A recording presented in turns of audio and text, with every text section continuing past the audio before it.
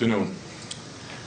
I'd first like to take this opportunity to thank staff at the Department of Health and the Department of Defense National Guard for moving so swiftly to conduct mass testing of our staff and inmates at OCCC, where we have experienced a cluster of the virus contagion.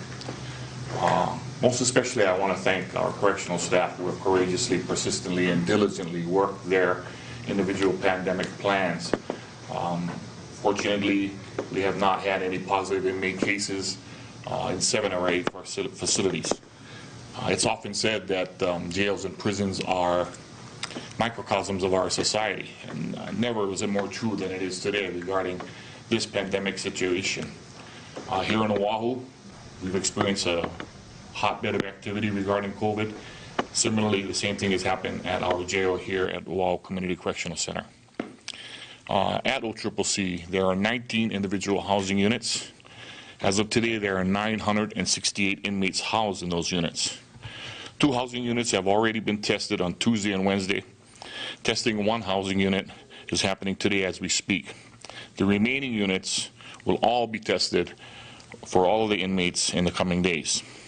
So far, there are a total of 86 positive cases at OCCC, 16 of which are a result of the routine symptomatic and contact tracing mechanism used since March.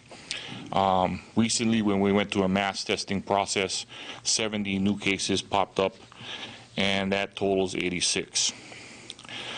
Those 70 cases were in an individual living unit of the Community Correctional Center, and we have identified 4 different hotspots in the facility where 19 different staff work and have been found positive with the COVID virus. The remaining housing units at OCCC remain open to a limited extent. The inmates are allowed out of their cell on a regular basis. They are asked and reminded to continue social distancing and masking up. However, it would be inhumane of us to have them remain in their cells 24/7. And as mass testing continues, we expect to see more positive cases in the institution. Remember, we will mass test 986 inmates in the coming days.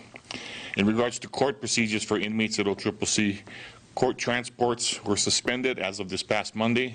That suspension continues through tomorrow, Friday. We will continue to take those who the court sent to us and place them in automatic quarantine when they come into the facility.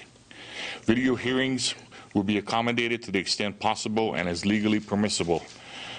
PSD is in constant contact with the judiciary to assure the safety of all staff and inmates involved.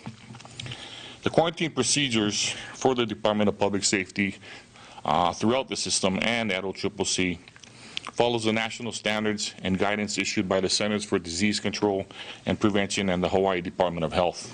The facilities follow the PSD COVID-19 pandemic plan, which falls in line with CDC and DOH recommendations for quarantining inmates within the facility. New intakes are screened for symptoms per established protocols and placed in mandatory new inmate intake quarantine upon arrival.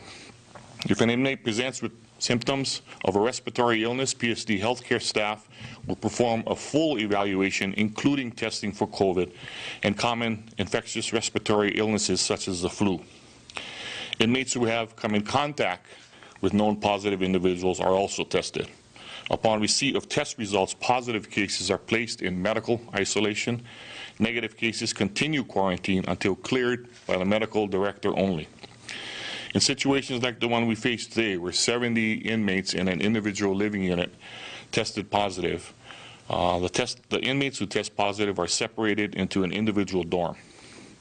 In regards to cleaning of the institution, both on a regular basis and following the identification of positive findings, OCCC operations and maintenance staff, as well as inmate work lines, increase the cleaning of all housing units and individual intake modules.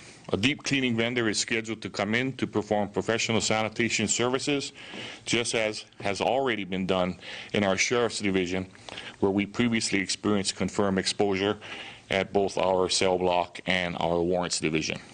I appreciate all the hard work and long hours especially our healthcare and security staff have been doing.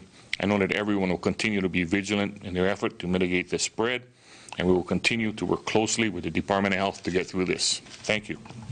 Thank you, Director Spencer.